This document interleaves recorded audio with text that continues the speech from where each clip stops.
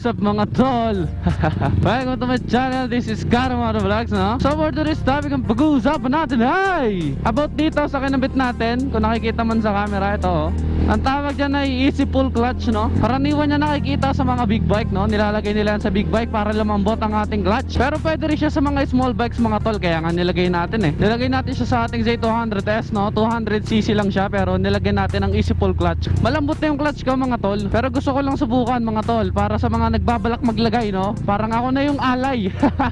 Ako na yung sakripisyo mga tol. Para bago nyo subukan, alam nyo na kung effective ba o hindi. Kasi kung hindi effective, sayang naman yung bili nyo, di ba? So nabili ko siya, ayan, nasa screen makikita nyo. Diyan ko siya nabili. Ang clutch kasi madali naman palambutin yan eh. Pero meron mga naisip na mga technology at mga accessories na ganyan, no? Ba't hindi natin subukan? Wala namang mawawala, di ba? So ang halaga niya is 400 pesos ata isa. Tama ba? 399. Pero dalawa ang in order ko, no? Isa dito kay Chionsa, isa dito dun kay Arn yung motor na airpot, yung cruiser bike, no? Pero hindi pa natin kinakabit yung kay Arn. So nabili ko siya sa mas mababang halaga, sa halagang 335 pesos mga tol. Kasi dalawa siya, so 399, halos 800.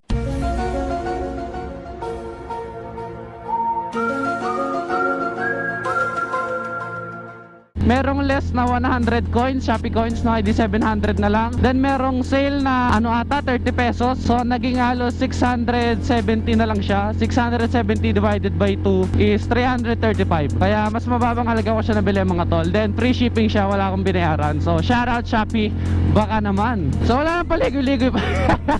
Piyok-piyok pa. Wala nang paligoy-ligoy pa, no. Papakita ko sa inyo kung paano ko in-install. So let's go! At ayun nga mga tol, no, ito yung easy pull clutch system na tinatawag, no. So na-order natin to sa Shopee, ayan yung lugar kung saan ko nabili.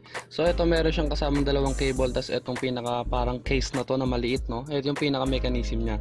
So lahat-lahat pagka binayaran mo, yan yung kasama niya mga tol. May kasama din siyang maliit na allen, no, dahil yung pinaka case, yung merong arm, no, na bubuksan siya. So ito yung kasama niyang allen. Libre na rin niya mga tol, kaya sulit na sulit talaga. So ito yung pinaka case mga tol, ito yung pinaka mechanism. Ayan, may dalawa siyang allen bolt tulad ng sinabi ko kanina. So kulay black ang napili ko, no, para simple lang. Then yan, ayan, may butas siya dito. Hindi siya ganong malaki, hindi siya ganong makapal, hindi siya ganong malapad, no. Maganda siya mga tol, maliit lang siya, kaya madali isingit sa mga paglalagyan natin sa ating Z200s, no. Ayan, makita nyo hindi siya ganong makapal. Then maganda yung finish niya, aluminum alloy siya, magaan siya, and hindi rin prone sa kalawang. Kung makikita nyo, ayan, meron siyang arm dito mga tol sa loob yan. So nagalaw-galaw yan, nagsiswing-swing yan, no. So yan, makikita nyo, no, para siyang ano, para siyang bell, para siyang kampana. Then ito naluluwagan tong part na to, na-adjust din siya. Fully adjustable siya mga tol, yun yung maganda dito. So yan, nakikita nyo, oh, nagalaw siya. Yung galaw niya is maluwag, no. Maganda yan kasi hindi magkakaroon ng friction, no. Hindi tayo mapuputulan ng cable. So try natin install to mga tol. Let's go. Ang unang kailangan natin gawin mga tol, no, is kalasin dito. So yung pinaka clutch kalasin. So ayan, nakikita nyo dyan. Tatanggalin natin yan para mahilan natin. So para matanggal natin yan, tatanggalin natin tong buo na to mga tol. No choice, tatanggalin natin tong kaha. Kasi hindi naman kaya sungkitin mga tol eh. Dito sa kabila, medyo makikita mo siya, no. Ayan, no, nakikita nyo. Pero hindi pa rin talaga kaya mga tol. Kailangan pa rin talaga natin tanggalin yung kaha para mas mapabilis, no. Kasi pag kaya naman sungkitin yan mano-mano, ang kaso nga lang napakatagal. So pag natanggal na natin yan, matanggal yung kaha, lilipat tayo dito, mahuhugot na natin sa lever mga tol. So ganito lang naman magtanggal ng kaha mga tol, no. Yan, hihilayan mo lang dito, yan na, tanggal. Tanggal na. So i-safe lang natin yan, no, sa hindi matatapakan. Tanggal na siya mga tol. Hindi, joke lang. Dito yung tatanggalin natin. Tinanggal ko na yung kaha kanina pa, luluwagan natin yan para matanggal natin yung clutch cable. Then wala na tayo bang gagawin mga tol, yun lang, para mahugot natin. So ayan mga tol, natanggal na natin siya. Yung mga tulo-tulo na SWD-40, no. So bago ko siya tinanggal is inisprayan ko muna. Yan, tutulak natin to, hilahin natin siya sa madaling salita. So ito, tanggal na natin yung clutch cable, madali na yung trabaho natin, mas mapapabilis tayo, no. Tatanggalin na natin siya ngayon sa itaas. So ayan mga tol, tatanggalin natin to. Ayan, papalusutin lang natin mga tol. Pag napalusot na yung ganyan, meron lang lock dito sa ilalim yan. Then mahuhugot na natin siya, may ilalagay na natin yung easy pull clutch. Kapit na kapit yung clutch, so bitaw na bitaw talaga pag hinila mo. Pero yung kunat niya malambot. Dapat kasi ang kapag hilang-hila to sa kamay, matigas. Pero sa nangyari, hilang-hila to, pero sa kamay, malambot pa rin. So, break the rule mga tol. Binreak niya yung rule na ito kasi, kapag nilubog mo to, itong arm na to ay gumanyan, malambot si clutch. Pero, hindi siya basa-basa kakapit pagka pinisil mo, binitawan mo. Ngayon, ito hilang-hila, dapat sa kamay makunat. Pero hindi eh, hilang-hila ngayon to. Pero sa kamay napakalambot. Ibig sabihin mga tol, gumagana to, itong nilagay natin na to na easy pull. So okay na okay yung quality nito, gumagana siya, hindi siya forma lang, no, hindi siya feeling big bike lang, talagang gumagana siya. Oh, napakalambot mga tol. Oh, hilang hila yung plates ko, talagang pag ginanyan ko, bitaw lahat ng plate, walang running, walang kung ano-anong nangyayari sa plate, sa clutch. Pero pag binitawan kong ganyan, kapit na kapit yung mga clutch mga tol, talagang ang responsive, talagang ikot kung ikot, kapit kung kapit, parang bago yung mga clutch lining ko mga tol. Ayun mga tol, no, ganito yung action na nangyayari. Yan, pag hinila mo yung tong lever mo, yan yung galaw niya. So ito binili natin to, no, binili natin siya kasama dito. So ito yung kakapit sa pinaka lever natin sa clutch. Then pupunta siya dito, kakapit siya dito sa arm na nasa itaas. Yung stock clutch cable natin papasok dito, kakapit siya sa arm na nasa ibaba. Tapos dito may pivoting event na nangyayari, no. Dito nagalaw kasi siya, naganyan siya. Yung pinakita ko kanina, di ba, nagsisway siya, naganyan siya. So ito yun mga tol, itong part na to.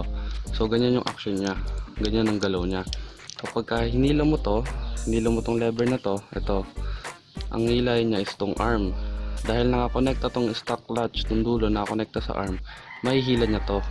Bali nagkakaroon ng, ewan ko, parang conversion kasi, parang converter yung nangyayari. The more na mas malaki ata tong arm na to, the more na mas malambot yung magiging feedback niya dito sa kabila, dito sa pinaka lever natin, no. Hilang-hila siya dun sa makina, pero dito sa lever natin malambot siya. So break the rule mga tol, kanina ko pa sinasabi break the rule. Yun yung trabaho niya mga tol, ganyan yung action na nangyayari. Wala namang ibang special na nangyayari dito sa loob ng mga magic. So ito lang talaga mga tol, ito lang yung pinaka mechanism niya, tong arm na to. So ang gagawin natin yan is lalagyan na natin ito ng grasa. So bakit natin lalagyan ng grasa? Kasi gumagalaw yan mga tol, moving yan, moving part yan. So lagi may action dyan, hindi mawawalang action dito. Dito lang dito sa tangke, yan tangke, nandyan lang yan, may laman lang siyang fuel. Itong windshield, yan, ganyan lang yan, wala naman siya ibang ginagawa. Ito kasi sa easy pull clutch, gumagalaw siya mga tol, mayat maya yan. Siyempre alam naman natin sa Pilipinas, hindi naman nawawala ang traffic. So moving part yan mga tol, ganyan ng ganyan yung galaw ng galaw. So lalagyan lang natin to ng grasa, hindi sobrang dami, hindi sobrang konti, yung tama lang. So let's go. Yan mga tol, no, nalagyan na natin siya ng grasa. So okay na yung plate niya. Ang pinaka-importante na malagyan nyo is yung dito na part, tsaka yung dito na part sa may cable, para hindi siya maputol. So yan, okay na yung action niya. Parang mas dumulas pa nga eh. So try na natin to sa labas mga tol. Let's go! At ayun nga mga tol, no? Nakita nyo kung paano natin ikinabit, kung paano natin inilagay. So meron siyang dalawang kasamang extra na cable, no? Then yung isa nakakapit dito sa lever ng clutch, yung isa is yung stock mismo natin. Then meron siyang arm na nagalaw-galaw, no? Naglalaro-laro siya. Then ito, yung pinaka-casing niya, yung pinaka-housing niya, no? Yun lang naman mga tol. Madali naman siya i-install, then nilagyan natin ng grasa. Pero bago natin nilagyan ng grasa, inisprayan ko muna ng WD-40 yung pinaka-cable. So hindi na nakita sa video, no? Kasi WD-40 yun, baka matalsikan pa yung camera natin. Pero yung sa grasa nakita nyo nilagyan natin, hindi sobrang dami, hindi sobrang konti, talagang tigil kung tigil. Napakalambot mga to. Isang kamay lang. What? Isang daliri, isang kamay. Siyempre isa lang naman kamay natin sa kaliwa. Alam mo maging 4 arms tayo. So isang daliri mga tol, kaya mag-ship. Napakalambot mga tol. Pero kapit na kapit yung mga plate. Ang logic lang kasi mga tol sa pag-a-adjust ng clutch, no, ang logic lang dyan, kapag ka inilubog mo siya, malambot sa lever pero dikit-dikit yung plating, malaki ang tendency o malaki ang chance na mag-running clutch. Kapag ka naman hinila mo siya, makunat sa lever pero kapit na kapit yung plating, hiwa-hiwala yung plating once na hinila mo yung clutch. So ang mangyayari, walang running clutch. Yun lang naman yung mga tol, yun lang ang explanation doon. Meron siyang downside at meron siyang positive side, no? Ang positive side ng lubog na clutch, malambot sa lever. Ang negative side niya, running clutch. So dikit-dikit masyado yung platings. Ang positive side ng hila na clutch o hila na cable, no, pag hinila mo siya, is hiwa-hiwalay ang plating, walang running clutch. Pero makunat sa lever, makunat dito sa kamay. So ang gagawin mo dyan is babalansin mo lang mga tol, igigitna mo lang. Pero sa kaso ko mga tol, sa kaso ko, tulad ng sinasabi ko kanina, itong easy pull clutch na to, break the rules mga tol. Siya ay suwail na anak no, talagang break the rules. Kasi yung rules ng kapag ka matigas sa lever tapos makapit sa platings, o kaya naman malambot sa lever pero running clutch sa platings, no, binrake niya yung mga tol. Kasi kapit na kapit yung platings natin, o hiwa-hiwalay talaga pag hinila. Pero yung lambot niya pag nakalubog na clutch. So yung adjustment natin is pinagdidikit-dikit niya, pinag-iiwa-hiwalay niya sa pinaka maganda at pinaka makapit na paraan yung platings natin. Pero yung lambot niya parang nakalubog yung clutch natin. Talagang yun yung napansin ko mga tol. Sobrang break the rules ng accessory na to. Tatatawag ba siya accessory? Siguro, maaari. Napakalambot to. Naglalaro-laro lang ako dito sa paakyat. Grabe, tas napakadali i-cambio mga tol. Neutral, makunat. Makunat talaga neutral ng Z200. Napaka-solid mga tol. Ang ganda ng NMAX, shout out. Yun yung napansin ko mga tol. Talagang yung hila niya, yung kapit niya, pag nakahila na clutch, talagang hilang-hila, kapit na kapit. Pero yung lambot niya, pag nakalubog na clutch mga tol, as in, isang daliri nga lang, oh. Oh, isang daliri lang, oh, rev match. Oh, putik, napakalambot mga tol. Solid na solid. Napakasarap gamitin ito mga tol. I recommend and commend this thing, no, this shit. Recommended at commended ko tong bagay na to mga tol. Nare-recommend ko siya sa inyo dahil maraming motor ang merong makunat na clutch, no. Maraming paraan na ibang pwedeng gawin, no, pero isa sa pinakamadaling paraan is ito, maglalabas ka nga lang ng pera. At I commend dahil hindi siya peke mga tol. Gumagana talaga siya. Ginagawa niya yung trabaho niya na palambutin yung clutch. O pag hinila, bitaw lahat. Pero pag binitawan, kapit lahat ng plating. Grabe. Pero yung lambot niya mga tol, as in, napakalambot. Isang daliri, napaka-solid. Sandaliri lang mga tol, kayang-kaya natin mag-clutch. Pero yung plate natin, hiwa-hiwalay, dikit-dikit talaga pag hinila at binitawan natin. Napaka-okay ng product na to mga tol. Maire-recommend ko to sa lahat na may mga makukunat na clutch dyan. Mapa Raider, mapa Tricycle, mapa Single, mapa Z200s. Hindi nga lang natin maire-recommend sa mga scooter, no? Kasi alam naman natin na ang scooter ay walang clutch. Napaka-solid mga tol, napakasarap. Titingnan natin kung okay ba talaga yung kapit niya pagka rektahan takbuhan na, no? Kasi minsan nagkakatalo yan kapag rektahan takbuhan, minsan palyado yung clutch eh. Pero dito mga tol, titingnan natin.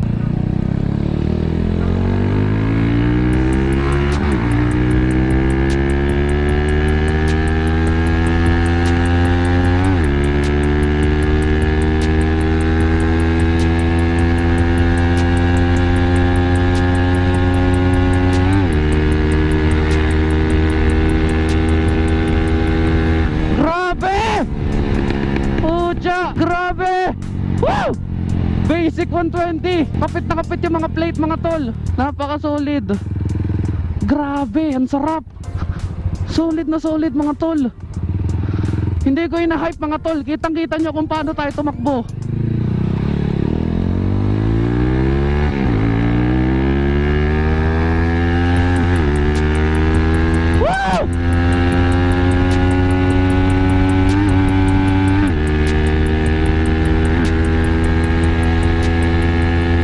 Basic na basic mga tol. Solid na solid. Kada pisil ko ng cambio mga tol, kada pisil ko ng clutch, kada pasok ko ng cambio, talagang kapit na kapit. Ramdam na ramdam ko yung paghiwa-hiwalay. Ramdam na ramdam ko yung pagkakadikit-dikit mga tol. Hindi ko ina-hype tong product na to. Sadyang nakita nyo naman mga tol, nakita nyo naman 120, sinaglit lang natin, napaka-iksi lang ng kalsada. Talagang solid na solid mga tol. Recommended tong product na to. Hindi ko gusto mag top speed, no, pero no choice eh. Bumitaw talaga siya. Bumitaw siya mga tol. Easy yung 120. Nakatingala pa tayo yan, hindi pa tayo yumuko na sagad mga tol. Kasi pag yumuko, ganyan ang itsura niyan. Pero ngayon nakatingala pa tayo kanina mga tol. Lahat ng hangin sa lupa natin. Pero grabe, yung NMAX, nauna sa atin bumili yung NMAX, nga lang may angka siya, pero inabutan pa rin natin mga tol. Isa pang napansin ko, no, hindi talaga siya nagra-running clutch. Once na pinisil mo yung clutch mo mga tol, kahit sobrang lambot ng lever, hindi siya nagra-running clutch. Napaka-solid. Solid item mga tol, solid item. Proven and tested, hindi lang sa big bike ginagamit itong easy pull clutch. Pwedeng pwede rin sa mga small bike mga tol. Pwedeng pwede rin sa 200cc and pababa. O kahit 300cc below pwede siya mga tol. As long as merong clutch. At isa pang napansin ko mga tol na downside, no, kasi nung in-install ko siya is meron nito. Meron itong clutch cable ko is lumabas dito sa pinaka malapit sa gauge ko, no. Sabi ko ang pangit nung una. Pero unti-unti parang na ano ko siya, na-appreciate ko siya mga tol. Kasi ano meron na tayong sabitan ng susi. meron na tayong kakapitan ng susi mga tol. Hindi na tulad dati na nakalaylay lang yung susi natin. Hanggang dito na lang siguro tong vlog mga tol, na maraming salamat sa lahat ng mga patuloy na sumusuporta at sa lahat ng mga nakasubaybay sa channel ko, sa mga solid subscriber, sa mga solid viewer. Maraming salamat sa inyo. At sa lahat ng mga nagdi-dislike ng video, shoutout sa inyo. Maraming salamat. Kada upload ko meron dislike, patunay lang na nanonood kayo ng video ko. maraming salamat sa inyo mga haters, no. Kung bago ka lang dito sa channel ko, huwag kalimutang i-hit ang subscribe button at ang notification bell. Napakadami na aksidente sa tulay na to. Wala naman na ibang special sa vlog na to, no. Pinakita, huwag tularan, nagtatapon sa kalsada, anak ng toko. Pinatunayan lang natin na pwede nating i-install ang easy pull clutch kahit sa mga maliliit na motor. 300cc and below, pwede 200cc, pwede. Maraming salamat sa lahat ng mga sumusuporta, no. Ulit ako, kanina pa ako nagpapasalamat dahil very thankful ako sa mga nanonood sa channel ko. Very thankful ako sa mga sumusuporta. Shoutout sa girlfriend ko, anniversary gift niya sa akin to, itong easy pull clutch, no. Bali parang ang binayaran ko lang is yung sa airpot ko, no. Bali ito, regalo sa akin ng girlfriend ko. Shoutout sa girlfriend ko, I love you so much, no. Kahit anong mangyari sa mga solid subscriber, hindi ko kayo kakalimutan mga tol. Talagang subaybay lang kayo, no. Wag lang kayong wag lang kayong gagawa ng mga kabulastugan sa channel ko kasi auto block mga tol pag kung ano-anong kino-comment, yung mga nagko-comment ng hot girls the 68 yung mga ganong comment nire-remove ko tapos binablock ko talaga mga tol kasi spam yun hindi naman porn site tong YouTube hindi naman porn yung mga ina-upload ko, no. Kaya hanggang dito na lang siguro mga tol, no. Karamano Vlogs, ride smart, be safe, peace out. At ayun nga mga tol, ano, shoutout. Pasensya na sa boses ko, medyo sinipon ako. So Prince Mark Ligad, shoutout bossing. So shoutout sa iyo Prince Mark Ligad. Shoutout Villarwell fam, subscribe kayo mga tol sa mga pamangkin ko. Okay yung mga content nila, wala namang mali sa ginagawa nila, no. At big shoutouts ka pala sa girlfriend ko, no. Birthday niya nung April 29, birthday niya rin ng April 30. So shoutout sa girlfriend ko, I love you so much. Kung mabot ka sa part ng video na to, maraming salamat sa iyo. Shoutout sa lahat na nagpapa-shoutout. Out!